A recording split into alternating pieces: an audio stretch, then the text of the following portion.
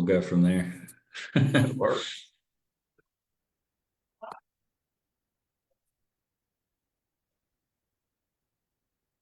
How are things?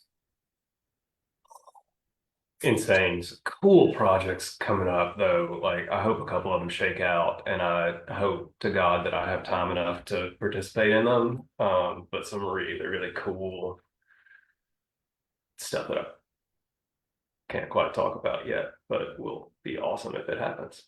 Awesome. Yeah, I am in the midst of midterm grading, so I'm Well, getting everybody, yeah, ready to have it um, behind me. yeah. I see that we are now broadcasting live on Facebook. We're going to give a few minutes for folks to join in. So we're going to probably start about 12:03, 12:04 Eastern time. So we're just going to hang out. In the meantime, you can look at my bookshelf behind me and scrutinize the titles in there and try and figure out what airplanes and armored vehicles I have up top there. That is the party game of the day. And Trey's got nothing. Nothing. Blank box. Well, yeah. Coming to you live on location On from location, Columbia, South Carolina.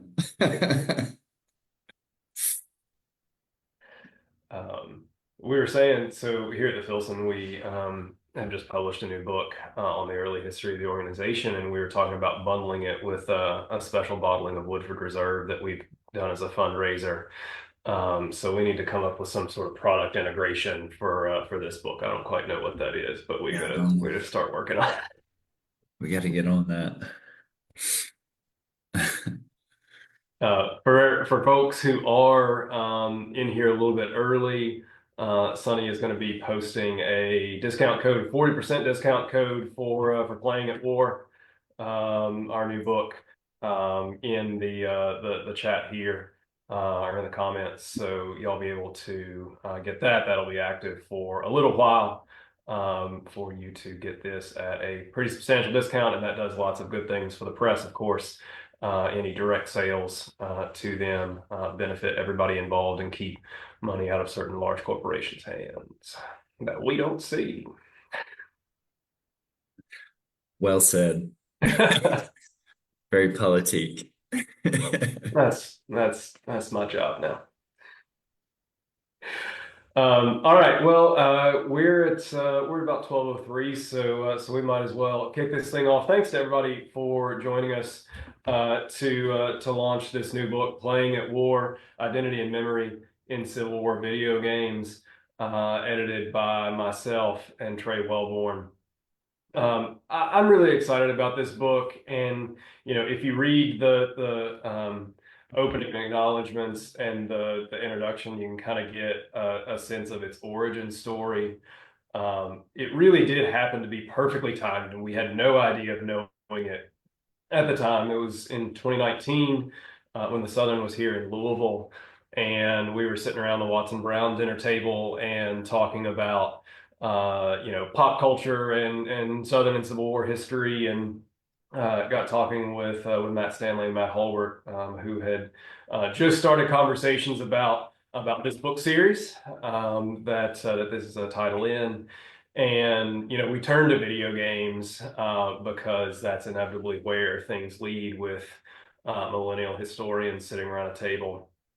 And so the idea kind of generated from there. I remember coming back home on that Sunday after the Southern and started doing some research and kind of scoping out and listing some titles, and we got a call for papers out on HNet pretty soon thereafter. Not knowing that by the time we got that out in kind of turning the calendar from 2019 to 2020, everybody would need a research project that they could do in their house and not have to travel to archives to do. And it was really fortuitous in all kinds of ways. Fun and entertaining. We also leveraged Zoom technology that we all learned to use so very well and are continuing to do right now. to do, hangouts and meetups and conversations with authors and really kind of develop these chapters in ways that we probably wouldn't have done if this had happened or if the other thing hadn't happened. But it really has worked out, and we got ultimately a book that covers a huge amount of ground, 15 chapters in this book that run from the 80s up through the present day. There were titles coming out as we were trying to get this thing wrapped, as we were doing final text, as we were writing the introduction. And you'd say like, oh, I guess we need to include that one. As well, because they all kind of threw in a different wrinkle. But this is really just, I think, really just kind of the start of the conversation where video games intersect with Civil War history. Obviously, there's a growing field of game studies. The Civil War memory, sort of literature juggernaut has been cranking now for 20, 30 years. But this is kind of the first real in-depth intersection of those two things, and I hope that it's kind of the start of where we go from there.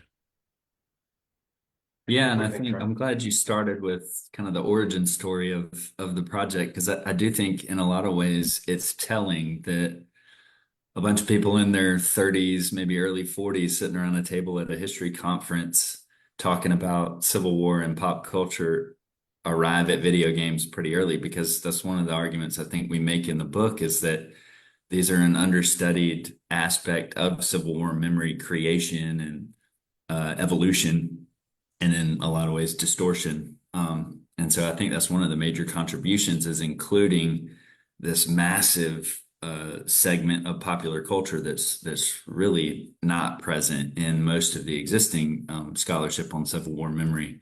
And so it's kind of taken us into a new era of Civil War memory studies in what I think are pretty important ways, and all the different games that all of our different contributors analyze really chart that pretty comprehensively, I think, what's out there to this point. And the other thing I think the book does, as far as Civil War memory studies is concerned, is kind of take us into, because of that, because of the drift into digital spaces. I think most of the existing sort of conception of memory narratives holds up, but there's some intersection, and there's maybe some new convergence there that some of these games illustrate, and some of our chapters really flesh out in important ways that I think are not only going to sort of bring games into and this whole digital world into memory studies, but I think point towards further research and incorporating, whatever the new digital format is moving forward.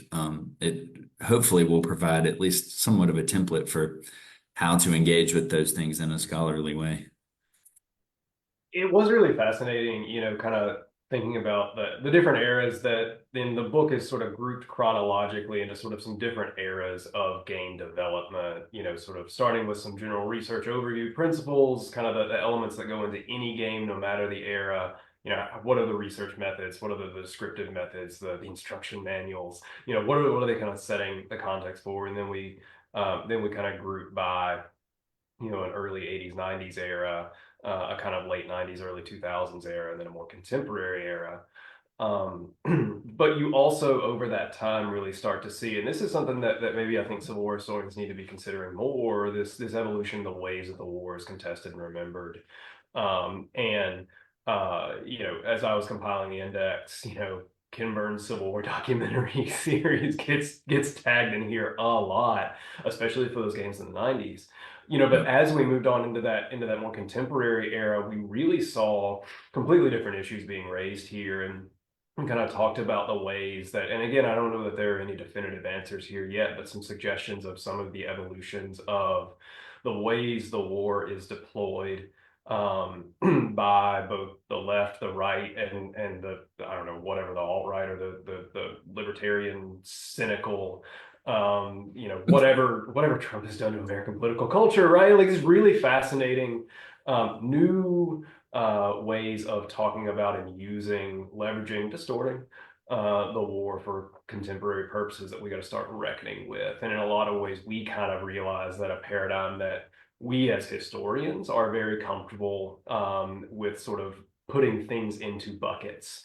Maybe that doesn't work for some of these later chapters, and that is a struggle to find terminology around and find ways to describe around, especially when you're trying to sift through Reddit comments or forum comments, which is what a lot of the later kind of research material is for some of these chapters. But I mean, that's also really incredible that we get this outpouring of sort of non-mediated sort of everyday folks from various corners of the internet and the world kind of weighing in on what the war means to them.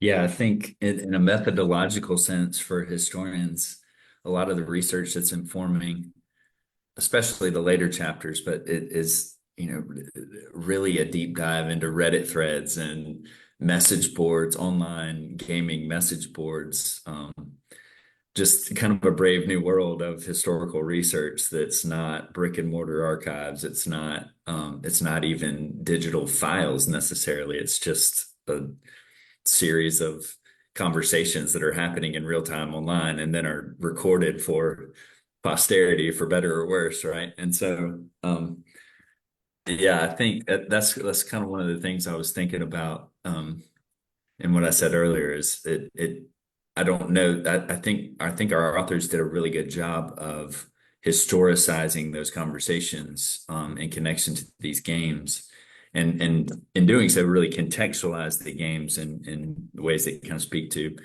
the evolution of the culture wars and everything that's going on in American society and culture and sort of the political undertones or in some cases overtones that are surrounding those larger developments.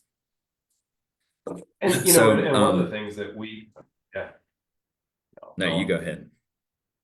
Well, one of the things I was saying that we kind of set, and we write a little bit about this in the introduction, but one of our consistent messages to the authors as we were going through drafts and revisions and things like this was, you've got to historicize these games, and there is a limitation of of both the medium, but then also of what can reasonably be expected of game developers who are not by and large academic specialists in the Civil War era, right?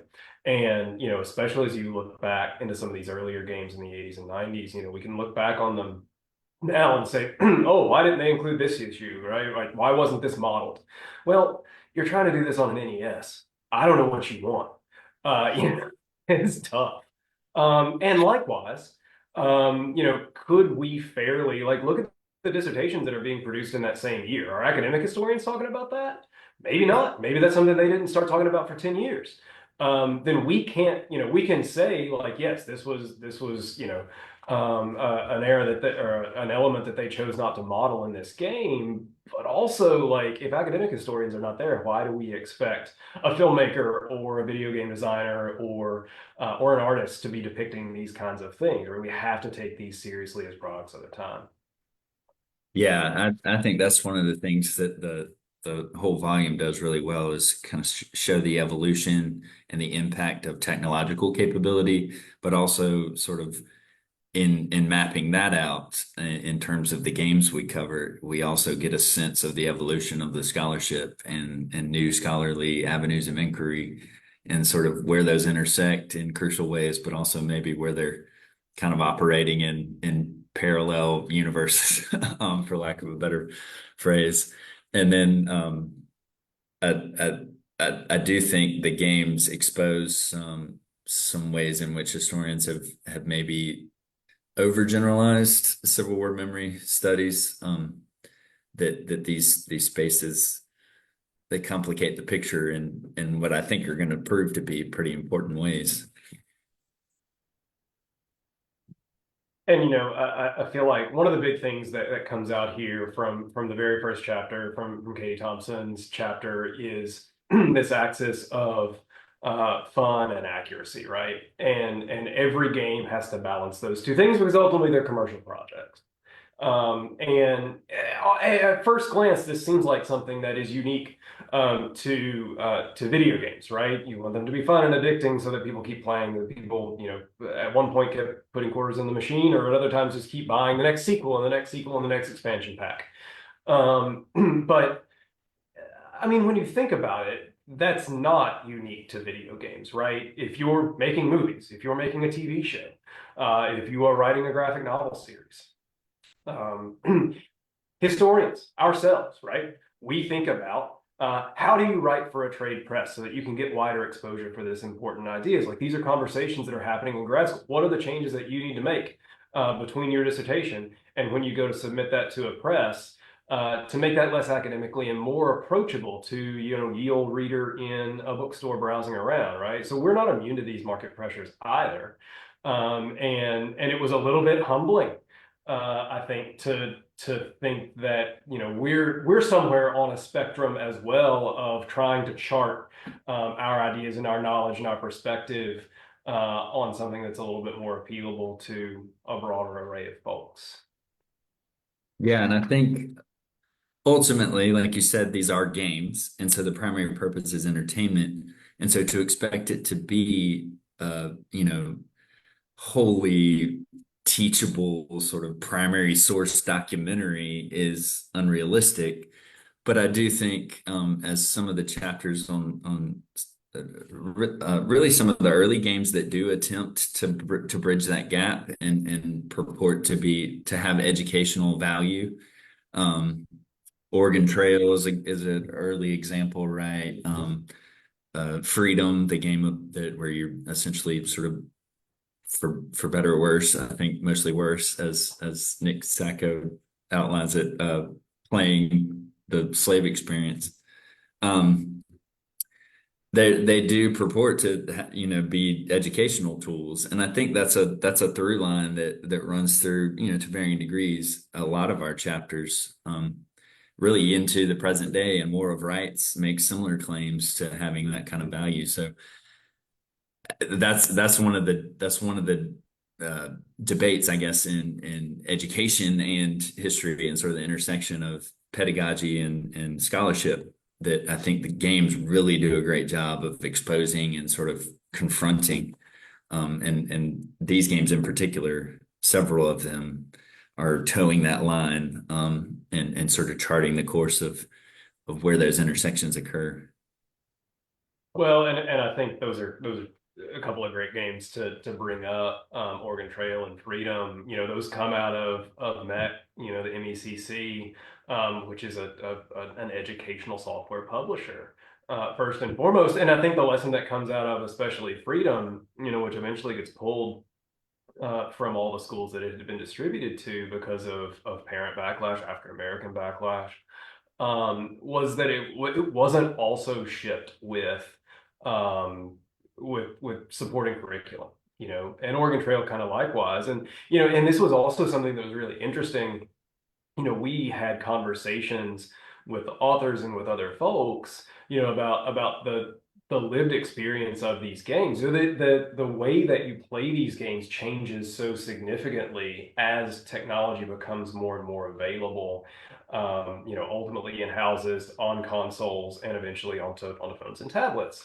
The Oregon Trail experience for Trey and I was walking out of your classroom and down into a designated computer lab that's completely separated from any other sort of instructional space. And so there was no opportunity to, in the way that we would do now if you were programming a lesson, some sort of interactive element, and then within your classroom you could have that conversation. You could do that all within a 50-minute period. It's not the way that these games had to be experienced at the time. And so necessarily you're removed from, even if a teacher had materials, even if a teacher was able to support and contextualize, it's going to take 2 class periods effectively to do that. And so that's why you don't get that follow through. And I find that really fascinating. And then now, of course, unless a game ships with with a booklet that people actually read, or something like that, there is no guarantee that people are going to be able to absorb those educational messages. except through the medium of the game, right? And what the game allows you to choose and do and think about what choices it prompts you to make. And that's where, a lot of I think the later chapters get into, and justifiably so, as we move into this more modern era, sort of post 2000, when computing technology is complex enough to support sort of multiple decision trees and balancing multiple elements, especially at a strategic level, if you're playing like a big map game where you're kind of fighting a war.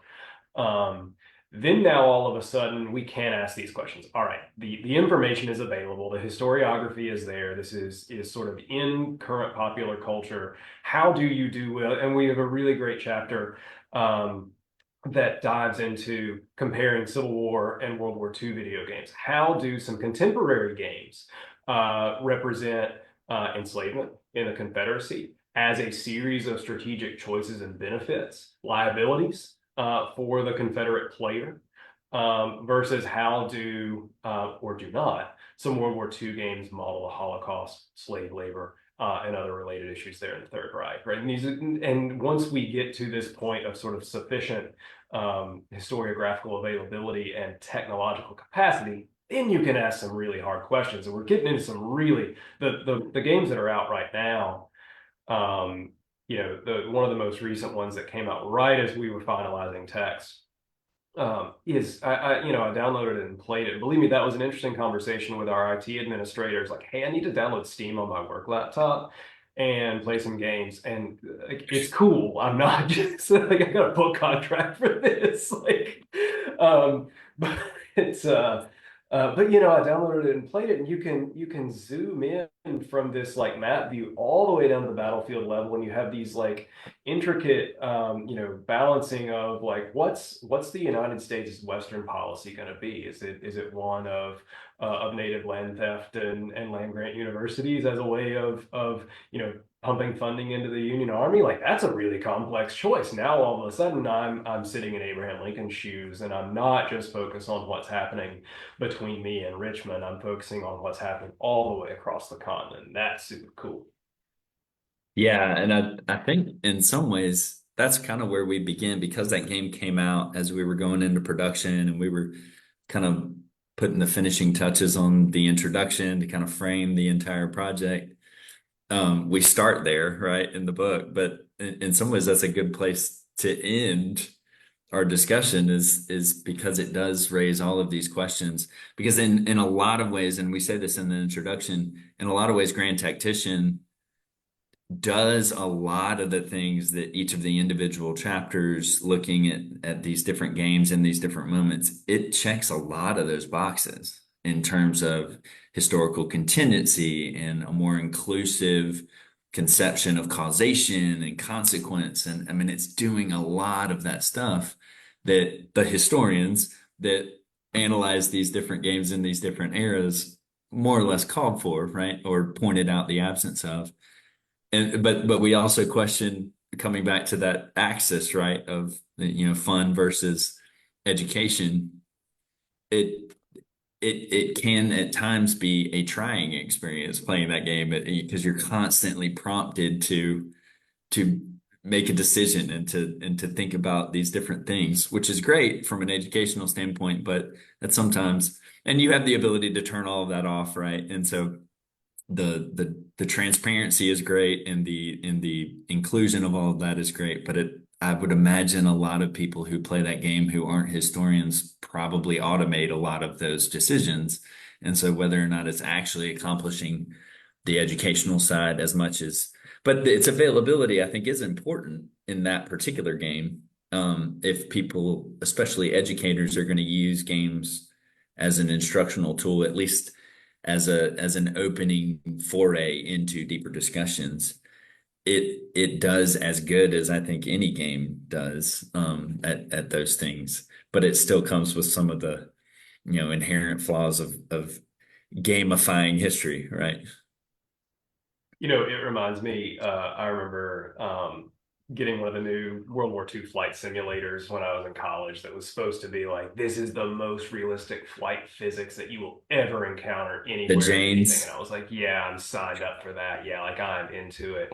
And then I turn it on and I was like, oh God, this is awful, right? Like I just want to zip around the sky in a Mustang and blow up some Nazis, man. Like this is Exactly. not okay, right? I just want to take out some ME 109s in my P-51, right?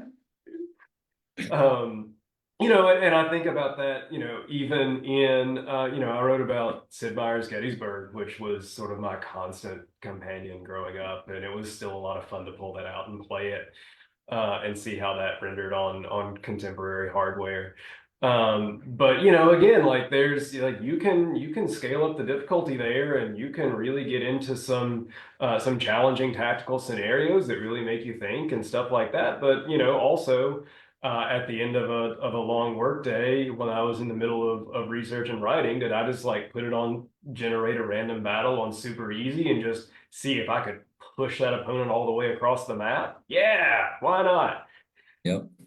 Yeah. At the same time you were playing Sid Meier's, I was playing John Tiller's Battleground series and Gettysburg in Yeah. particular. And I was usually playing against my brother. So I enveloped him, he is not a historian at all, but he is obsessed with these games, partially because of those experiences, I guess. So but yeah, my chapter sort of predated even that era because I looked at North and South on NES, and so very early sort of Civil War gaming, I guess, and there are all the benefits and detriments that come with it, as you're 6 and 7 years old.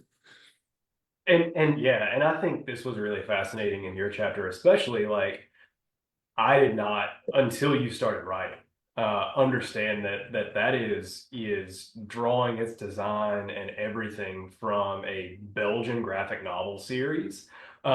Completely lost on me.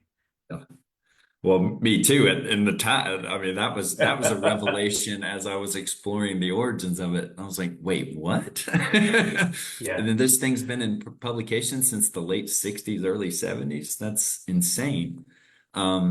But also, in addition to that origin story, I think that game in particular sets the tone for a lot of the ways that video gaming draws upon a whole earlier era that dates, really to the World War period, but certainly to the Civil War centennial, where these board games, these, cardboard and paper board games are a massive industry.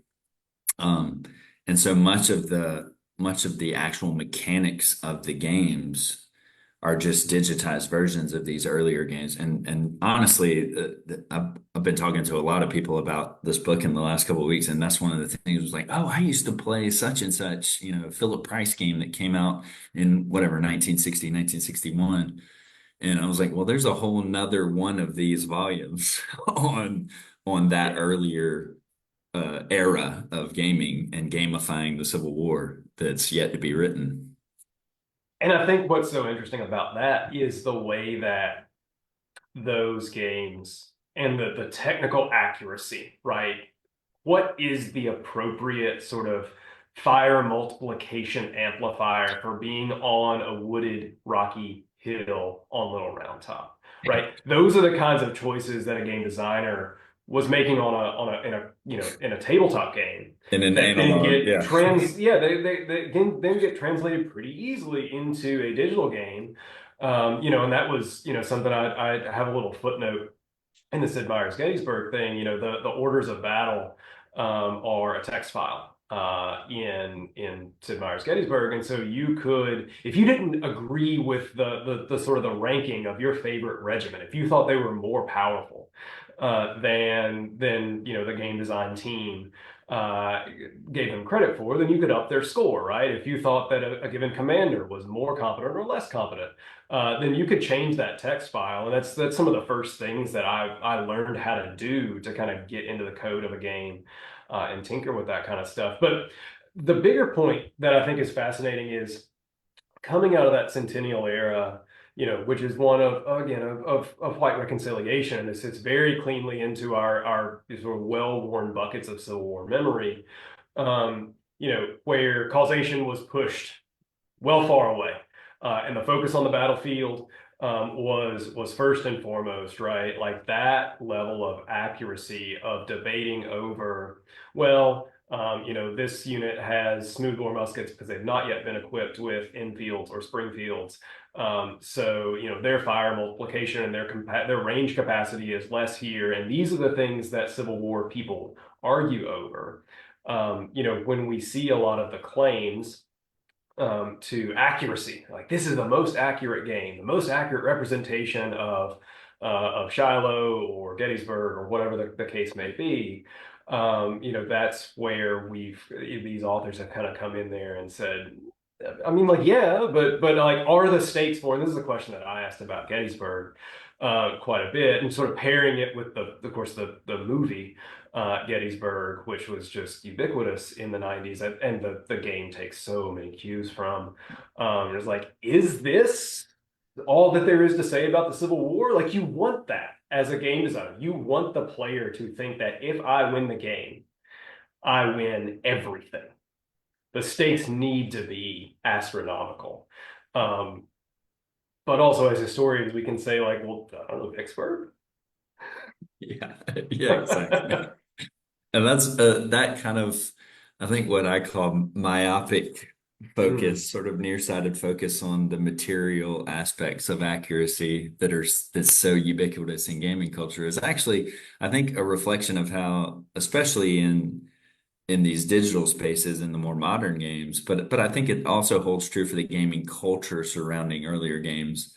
They're really sort of digital reacting spaces. That's one of the points we make. It's a digital sort of virtual equivalent of a lot of the same conversations that are happening, among reenactors who are actively, physically engaging in a recreation, right? Which is sort of the performative and engaging element of video games is one place where you see an important intersection, I think, between what's driving interact or reenacting culture and what's driving sort of the popular appeal of these games.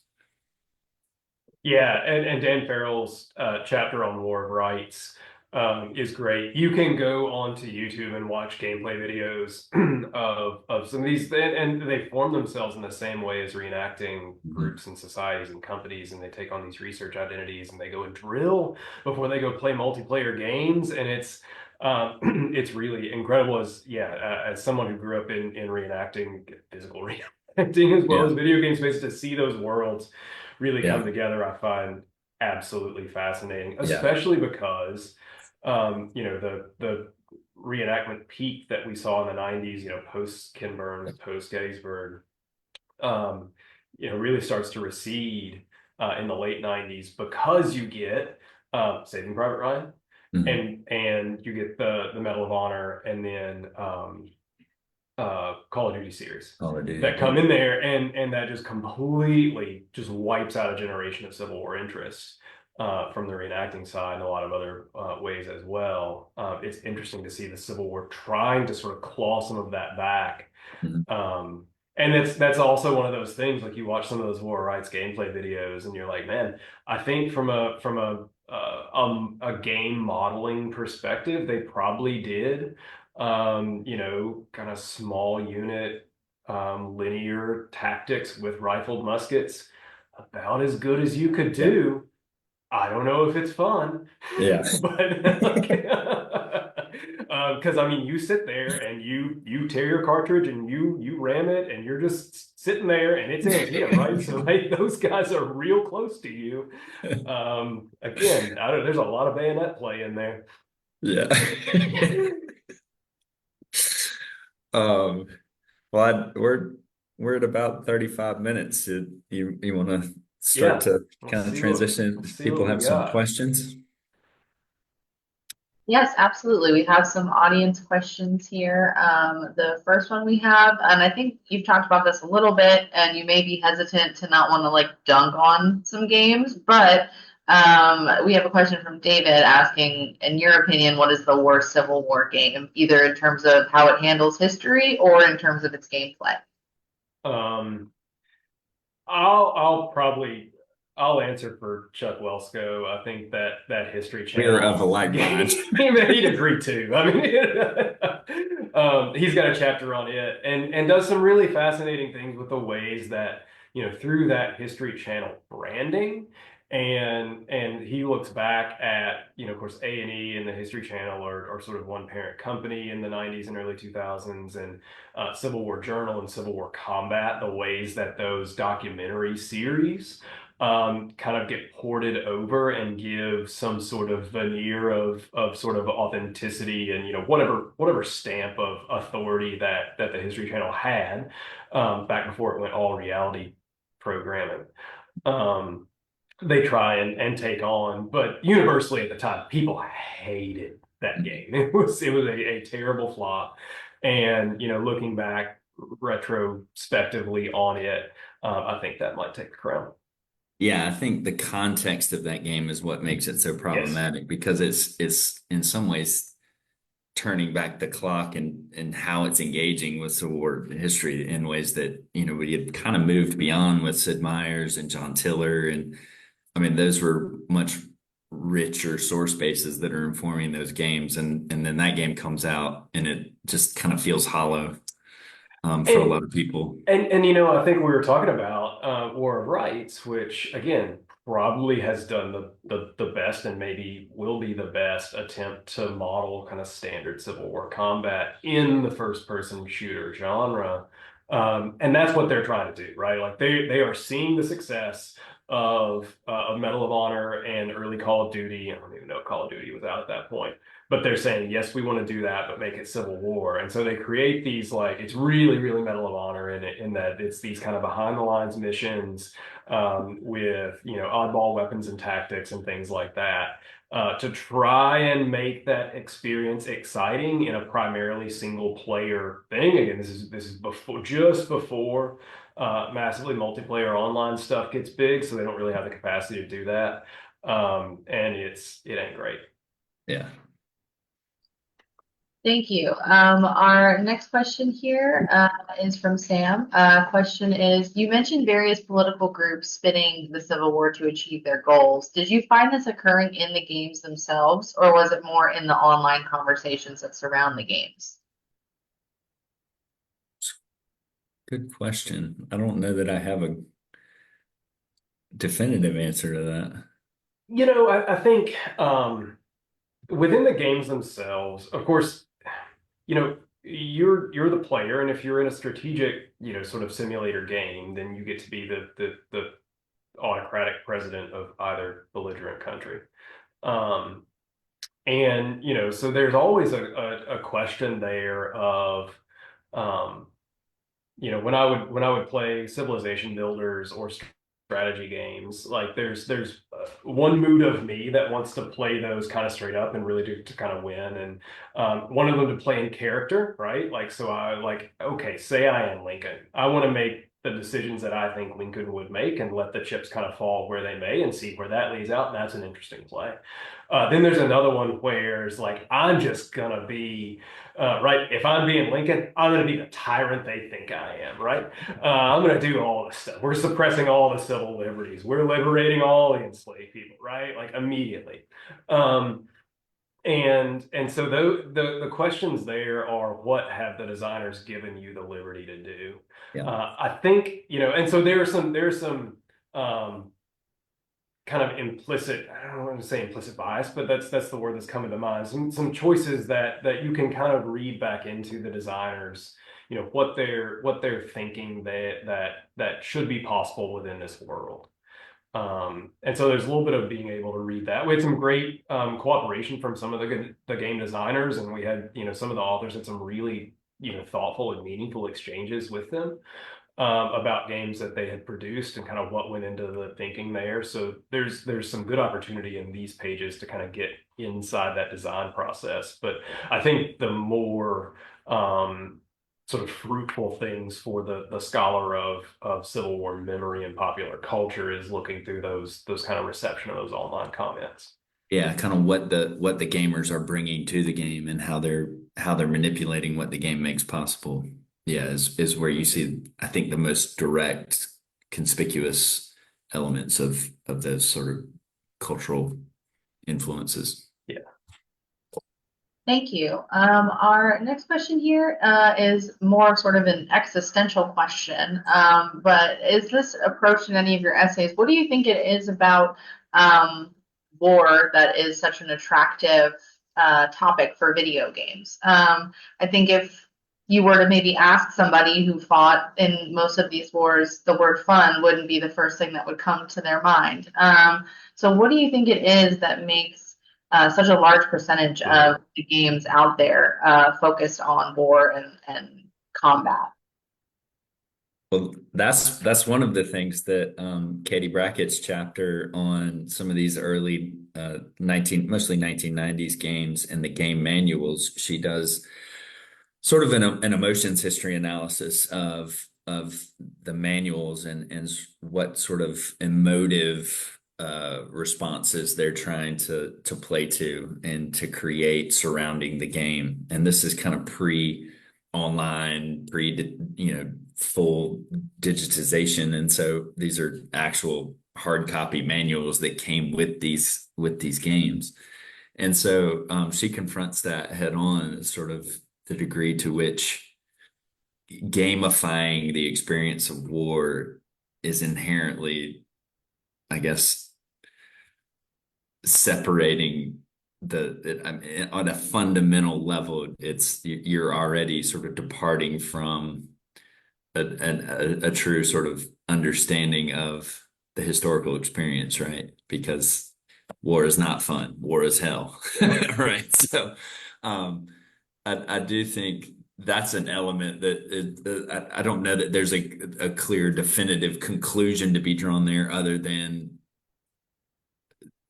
the romantic conception of war that is often, I mean, certainly in the Civil War era, was a major motivation for men to enlist, right? Sort of this romantic conception of combat and glory and honor and sort of how to prove their manhood and all this stuff. There's a good, healthy scholarship on that in the context of the Civil War that I think holds up. And then I think these games are in some ways playing to that same emotional appeal. And this question also makes me think of Christian McWhorter's chapter, which kind of I still remember the initial pitch when we first started talking to him about this, and he's saying these games, they really model the first couple of years of the war really well. And so, most of your games will, Gettysburg is obviously the most, sort of modeled game, but anything before that is going to be well sort of covered in popular tactical gaming. 1864 is harder because it gets a lot less fun. There's less mobility. There's less maneuver. Like Petersburg and Atlanta are just not fun gaming experiences. Cold Harbor is just ugly, right? Like just go until you hit the meat grinder. And I even made a kind of throwaway line in my chapter that, compared with some of the other, Gettysburg scenarios that you can play in Sid Meier's Gettysburg, Pickett's charged. Like when you take away the romanticism and the mythology and like all of the stuff that we built up around it, as a tactical gaming proposition, if you're the Confederate commander and that scenario loads, you're like, oh God, we gotta do what now? Are you kidding me? And playing that from the reverse, from the Union side, the way that is modeled, like you do exactly what they do, and you just kind of receive the blow, and then you flank it and you crumble it, and it's the easiest scenario in the entire game, and it's really it unintentionally, I think, is really kind of telling. But yeah, and so games stop modeling, right? These later games, like 1864 is a rarity to see a title do, and even in campaign mode and Civil War Generals and some of these games, these series that purport to be kind of the long arc of them, they just stop talking about it because it's not fun anymore. It's brutal industrial warfare. Yeah. It's the same reason you don't see a lot of World War I video games, right? Thank you. Our next question here is about the unique sort of balance that games about history have to walk. So how do you see the games that you discuss balancing the fact that we know what actually happened in history and that the player should have autonomy and the ability to change the outcome? Are there some games where no matter what, the Union wins? Are there some games where we see an alternate history, and sort of how do they balance historical faithfulness with player autonomy and ability to make change? Oh, that's the most fun question. There's a great chapter in here about the hypothetical attacks by the Confederate Army on Washington, D.C. And the framing is brilliant as these things as boss battles, which is just the most creative thing in the world. But obviously all of these are hypothetical scenarios that never did exist, and they can come at a number of different points within the Civil War chronology. So some of them happen after Gettysburg, right? Like after a significant defeat on the battlefield, and the Army of the Potomac is in disarray, and Lee can march on Gettysburg in 1863. Some of them are in 1864 with a strengthened Confederate presence coming out of the Shenandoah Valley and threatening DC more realistically.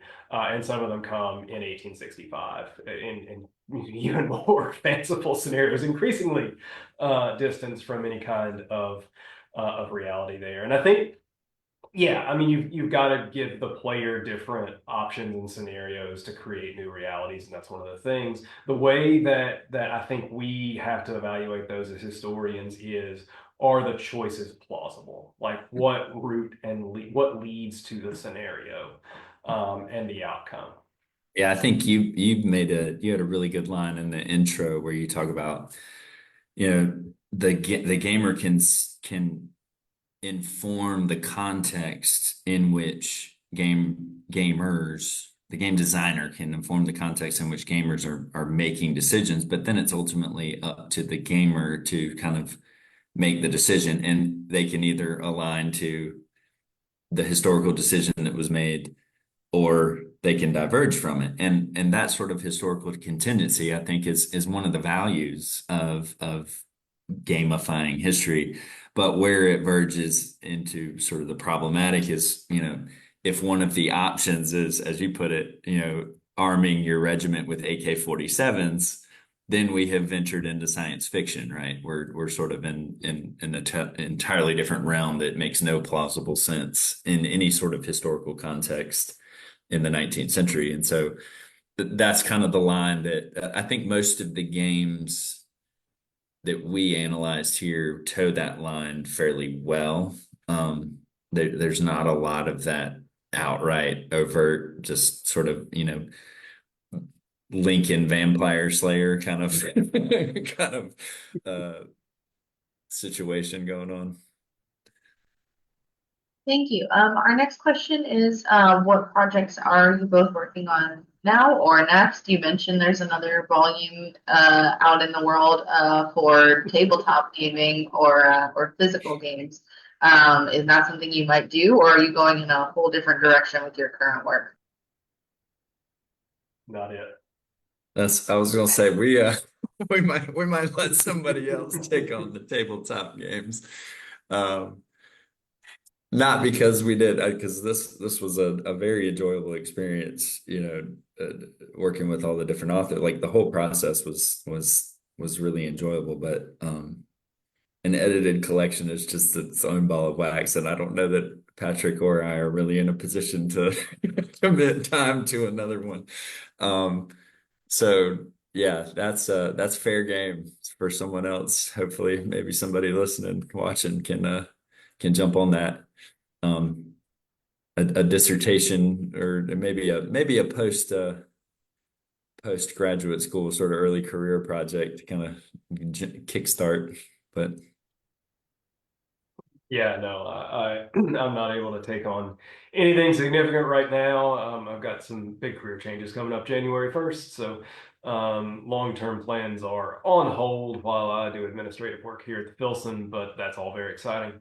I did consider when we were kind of finishing up this volume and even put together a conference paper on some of the history of reenacting because a lot of this kind of generated and it got me thinking about the evolution of that hobby again that I grew up participating in and sort of seeing that emerge out of in a widespread scale out of centennial commemoration culture and seeing that really crest. And I kind of came in at the heights in the early 90s when it was most popular, and then watched it decline as well when I was working with the Park Service and through grad school, sort of after the 150s.